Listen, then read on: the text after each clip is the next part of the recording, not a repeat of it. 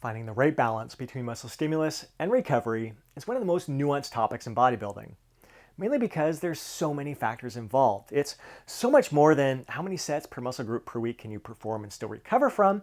It really depends on how many of those sets you're taking very close to or to the point of true momentary muscular failure. It depends on how you're spreading out those sets throughout the week. Are you performing them all in one single workout? Are you spreading it out across 2 workouts, maybe 3 workouts? It depends on your training age, how many years you've been lifting. It depends on your actual age. It depends on how well you're sleeping lately. It depends on if you've been stressed lately. It depends on if you're getting an adequate amount of nutrition to fuel your performance, to fuel your recovery and your muscle gains.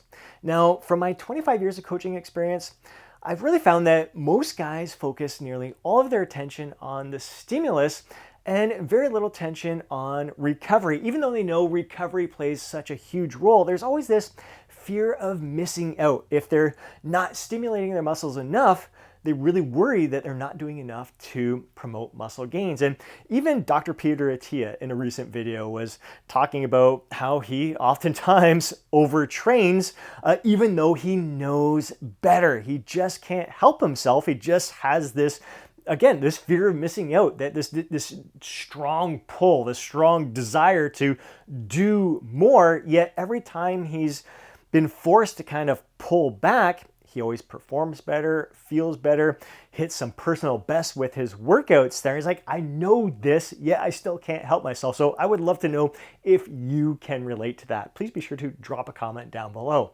Now, my challenge to you is during the next several months, I encourage you to experiment with a few different training splits. So spread out your training frequency, your sets across multiple workouts, or maybe a single workout. See how your body responds. Maybe play around with different training volumes and see how your body responds.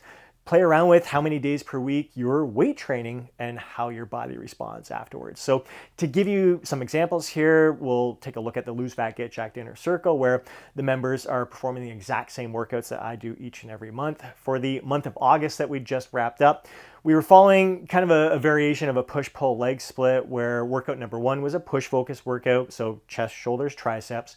Workout number 2 was a leg workout that was quadricep focused. Workout number 3 was a pull workout, so back and biceps. And workout number 4 was another leg workout that was hamstring focused. What we did was hit the major muscle groups with 6 sets per workout and per week for the week in total, because we're only hitting each muscle group 1 time per week.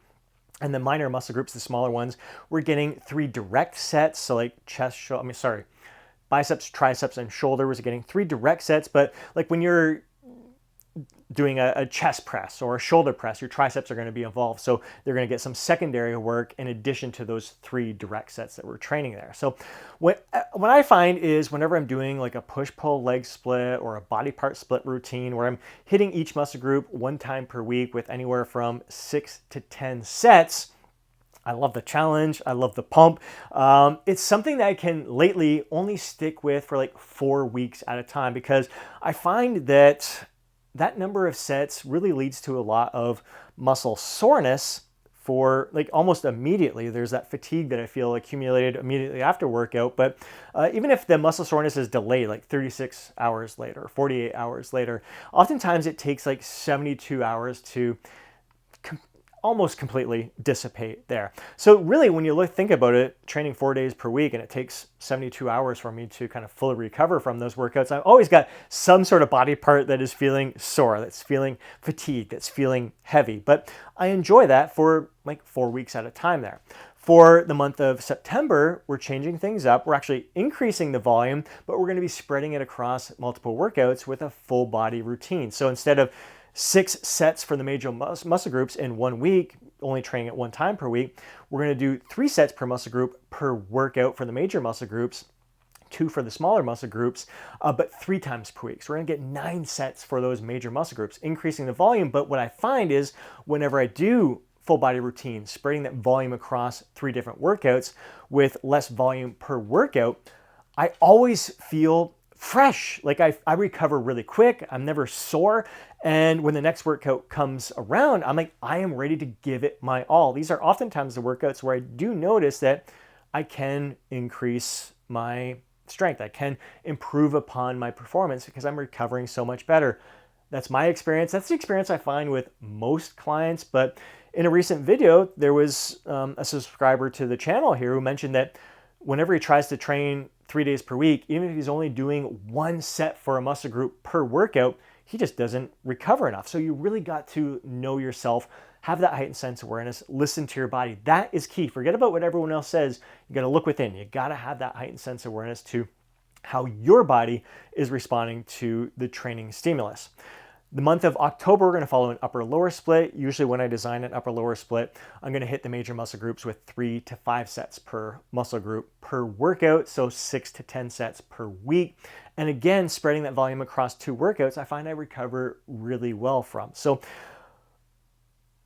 again, like what I'm finding for myself personally at this stage in the game, when I'm doing a full body workout routine, one of the things I really love about that, not only is it spreading the volume across multiple workouts, but it's giving me 4 days to recover, 4 recovery days, where I incorporate activities, active recovery in there, yoga, some cardiovascular. Gives me an opportunity to incorporate more cardio, which is going to help to flush the like lactic acid out of the body. It's going to help to deliver like waste byproducts out of the body. It's going to help deliver fresh nutrient-rich blood to those muscles to help them recover better. It gives me an opportunity to do more mobility and flexibility work, which can help with my recovery as well. Same thing with an upper-lower split, although I'm training 4 days per week. 3 days to focus on recovery and incorporate some of those other activities and other activities I just enjoy doing. I find a lot of joy in that process. I know a lot of other guys prefer to be in the gym more often. They feel they recover better when they're in the gym 5-6 days per week, but they reduce their volume per workout. So their workouts are quick, time efficient, but they got to get in there each and every day. They find it's easier on their joints. They find it's easier on their recovery if they're doing less per workout, but more frequent sessions. And again, for myself, you could pretty much consider myself, even though I'm weight training 3 times per week with a full body workout, on my off days, I'm hitting yoga, I'm doing some calisthenics, some inversions, some handstands. So I'm getting some stimulus, a different kind of stimulus each and every day. So those are things to kind of pay attention to. Now, what should you really be paying attention to when it comes to your recovery and the stimulus? To know, am I focused too much on the stimulus? Am I not recovering well enough? Some coaches would say if you're not able to experience some progressive overload, you're not able to increase your reps on your lifts or increase the load, it's a sign that you're not recovering well enough. And I think maybe that's a good indicator if you're new to lifting, like those first few years of lifting. But if you've been lifting for over a decade, like it takes time to experience some progress in the gym, unless you're like deloading, you like dial things back and you start at a load that you could easily handle before and you're working yourself up. To me, that's not progressive overload. That's you're reducing the weight to what was less and then bumping it up to where you already were before.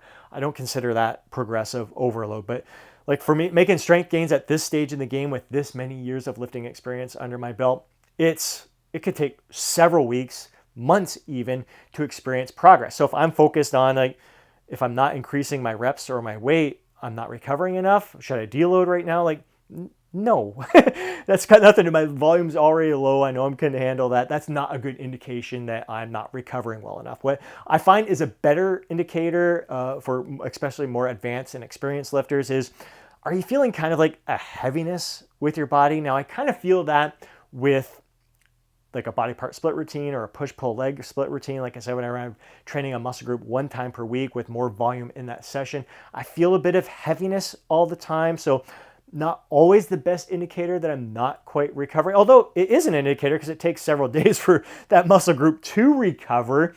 And I do that intentionally. It's good to incorporate those kind of splits in there to challenge your body in that single training session, but just for 4 weeks at a time there. So it is somewhat of an indicator. Yeah, I'm not recovered, but after 3 to 4 days, then I'm recovered at that point.